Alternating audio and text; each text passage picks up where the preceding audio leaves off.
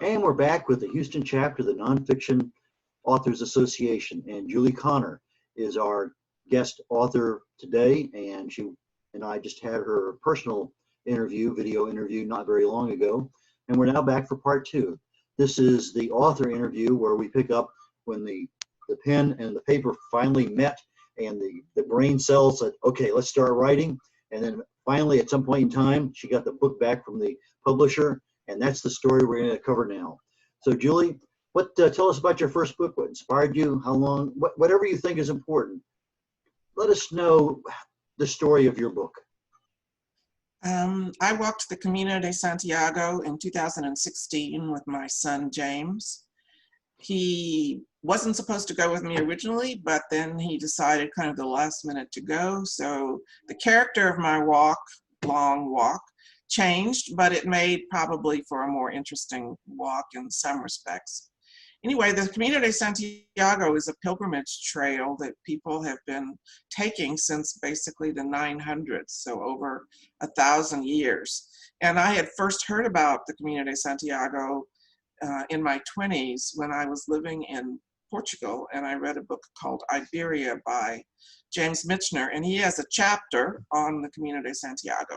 And I knew right then I wanted to do this pilgrimage, but I was young and poor and no time, so I said I'll do that later. And it became later and later and later, and finally I said, okay, when I retire, this is the first long trip I want to take. And that's what I did. So when I retired, I planned this trip. I had to postpone it once, but I finally got off with my son, and we walked what they call the Camino Frances, that's the French route, all the way from Saint-Jean-Pied-de-Port in France, all the way to Santiago de Compostela, which is the place where St. James the Apostle is supposed to be buried. So we did what I described in my book as a mixed walk. Sometimes we walked, sometimes we caught a bus or took a taxi. Most of that was because my son developed plantar fasciitis along the walk. So he couldn't walk. So we just hobbled along as best we could. Sometimes he'd take a bus and I would walk, etc. It just, every day was a different story. But we made it all the way to Santiago, and we both got our Compostela for having walked 100 kilometers minimum. And it was a great experience. So I knew I wanted to write about it, and I originally planned to have a finished draft within a year. But it didn't happen that way. Hurricane Harvey hit in August 2017. My house was flooded, and we had to move into what was essentially a garage apartment, 2 bedrooms for me and my son, no kitchen, just we had a microwave and that's it, basically. So that all delayed. And the end result was I didn't finish my book as I planned so quickly, and I finally finished it, and it was published in December 2019. And I had never been an author before of this kind of a book. I've certainly written extensively, first of all, for my profession, but that was a lot of classified materials and unclassified reports, documents, briefing papers for ambassadors, after action reports for events, that kind of thing. And I've done some writing for like the Foreign Service Journal and other of those kinds of publications, but this is my first book. So the whole publishing process for me was extremely interesting. And one of the things I had to learn after retirement was how the publishing industry has changed. One of the things I'm really happy about besides my own work, well, there's 2 things I'm really happy about in my book besides my own work. And one is my cover, which is here, but I'm gonna, or you can't see it. I'm gonna put it up on the share screen so you can see it. Yeah, go right ahead and share the screen. Well, it's not showing me my book right now, so I can't do that, but I will try to fix that in a bit. So I was really, the cover process, because I decided to go professional, have a professional author do it, and I did that, and my graphic designer was actually based in Spain, so he knew a lot about the Camino, and he was able to work with me to come up with exactly what I wanted. I knew from the beginning I wanted some kind of cover that showed a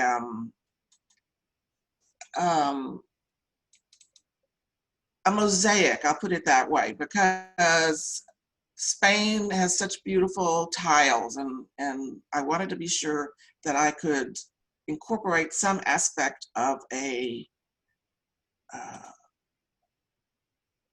mosaic into my cover. And so then we had to decide, what photos are we going to put into that mosaic? And that is what happened. He first sent me the basic cover design, but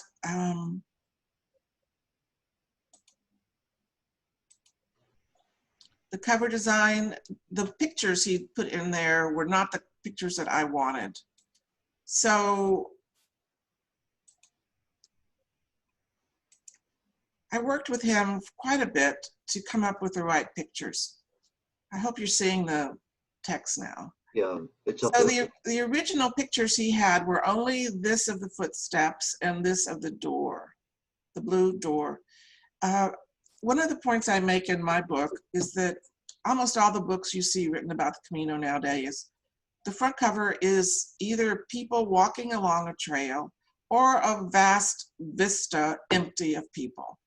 And that's not the point of my book. The point of my book is you can do the Camino a lot of different ways. You can walk it, you can drive it, you can ride a bus, you can hitchhike it, you can do lots of different ways on the Camino. But walking is a big part of it, as is the yellow arrow. So I kept this picture, and I love this picture with the blue door and all the shells and the walking staffs and all that. So then we had to come up with 3 more images. And I told him I definitely wanted a picture of the stained glass windows at Lyon, which I think are incredibly beautiful, as beautiful or more beautiful than the famous stained glass windows you see in churches in France. And I wanted a food picture, so we got a food picture, and I wanted a picture of a different form of transportation. So he came up with this picture of a bus in front of the cathedral at Santiago de Compostela, which I quite liked. So, and he found this picture for me, the stained glass window. So I had 5 of the pictures, that's 4 of the pictures, and I just missed the food picture. He kept showing me pictures. He didn't want to do paella. He said it's too cliched as the food of Spain, but he didn't find a food picture that I liked. So finally he said, I give in, and he gave me my paella picture. The other pictures, because it's not a full picture, it's just like a half picture. It's like it'd be a picture of sangria, and you couldn't even tell what it was. So anyway, in the end, I was really happy with this cover, and working collaboratively like that with a graphic artist was a new experience for me in coming up with this cover. What was the most difficult thing? You talked about the cover a lot. Was the cover more difficult than the actual writing or the editing or the proofing or whatever? The most difficult thing for me is just sitting down to write. There are so many competing calls on my time, and I'm interested in so many things that I just found it difficult to sit down and write. So I finally said, okay, I gotta get some help with this, and I joined some writing groups. And here in Houston, what those writing groups did for me was give me deadlines. I had to present something on a certain date, and so I would have to have something done. So I started doing a chapter for presentation every time I came up to have to present. And that really gave me a timeline, a deadline to do things. And I know the people in my writing groups got tired of hearing about the Camino, but that's the way it goes. You know, I hear about a lot of science fiction and fantasy that is not my cup of tea, and they get to hear some nonfiction. So and it's still that way. I'm interested in so many things. I'm still interested in foreign affairs. I'm interested in politics. I'm interested in all these other things. So finding time is a problem for me. And one of the hard things for me is just saying no to a lot of things I would really like to do, but I said, no, I can't do that. Like I've given up bridge, basically. I love bridge, but I just don't have time for it anymore. What do you find to be unusually easy that you thought you might have had some problems with? The actual writing for me is easy. I know people say, oh, it's an agony facing the blank sheet of paper. That's not true for me. I can write and I can write fast, but it's actually sitting down and doing it that's the hard part. The physical writing, the having ideas, the coming up with something, no. I got probably 50 books in my head if I ever wrote them. Have you submitted this for any awards yet? Obviously, there's a lot of value in what you have in there. I submitted to the ELIT Awards, and I submitted to the IPPY, that's Independent Publishers Award Group. Unfortunately, they haven't come out with their 2020 award list yet because of the coronavirus. Everything has been delayed. I would really like to have an award, but if it doesn't happen, I am in my heart confident that I've written a really good book. And the reviews, if you look at my reviews on Amazon, corroborate that. If you had to sit down with somebody and said, you know, based on my experience as an author in publishing this book, these are two things that you really need to make sure you get done and do a good job with it. So how about a couple good tips for a new writer, a new author, to help them get started? Well, I'm still learning as a publisher of my own book and a publisher in general. There's so much I don't know, and I think there's so much everyone doesn't know because this is such a new thing for everybody. So I am a member of some groups that share tips and exchanges. And one of the most recent tips that I've gotten is working harder to make sure my keywords and my categories on Amazon are the right ones. And that's not easy. It takes a lot of study and work to figure that out. So I'm still working on that. If you have time to put into that, that's where you should focus because that's gonna direct your sales. That's one tip. Another tip I have, I really do think it's good to be part of groups because they give you support and ideas and you can share it with them. You know, you're not on your own on this journey of being a writer and a publisher. Is there anything else I should have asked you about this overall journey from your concept of writing the book to actually physically having it to sell to people? Oh, wow. I think we all would like to be published by a major publisher in New York and have all of that acclaim.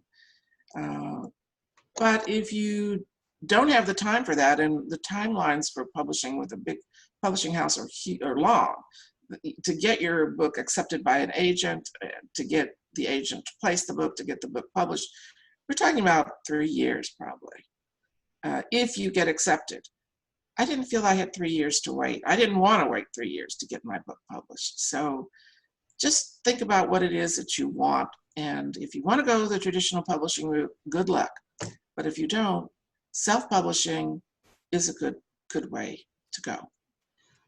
If somebody wanted you to speak and be able to have your book or be able to contact you, do you have a slide or anything that you could show up there with your website and what your business is about? You mentioned publishing. Well, I certainly would like to be a speaker, and I know being a speaker right now would be wonderful, but we're in lockdown because of coronavirus, so I'm not speaking anywhere. In fact, I had 2 big speaking events scheduled, one for April and one for May that I was really looking forward to, and I think would have really resulted in good things for me, but they've both been canceled. And I don't know when speaking events are going to come back on the agenda. So I just haven't even really been working on that yet, but I'm going to start calling around to see if I can future schedule events. But again, I'm concerned about that because let's say we schedule something for July and things are still in lockdown, or even in the fall. I don't know. I'm not sure it's the best use of my time right now to try to get speaking engagements because of the situation. As for being willing to be a speaker, I'd love to, like a Zoom meeting like this or a webinar or whatever. I would love to do any of those kinds of opportunities. Okay, talk about Bayou City Press. Yeah, it's really easy to find me. I didn't prepare a slide to show you, but my website is Bayou City Press, and if you just put me in a search bar, I'm going to come up. It's not hard to find me at all. Okay, Julie, I certainly appreciate your time today, and I learned a lot. It's interesting as I talk to each one of the authors, things you sort of seem, well, that was pretty easy, but it was not quite that easy, or that wasn't difficult. So each person has a little bit different perspective on that, and I really appreciate you sharing some of those little insights with us today, and particularly about the cover, because I thought that was really fascinating to capture the Camino, the essence of it, in just a few pictures. And for people who have been there, they understand exactly what you're looking at, and that I thought was really neat. So, thanks. Well, thanks for doing this, Red. I appreciate the opportunity. We'll catch you later. Take care now.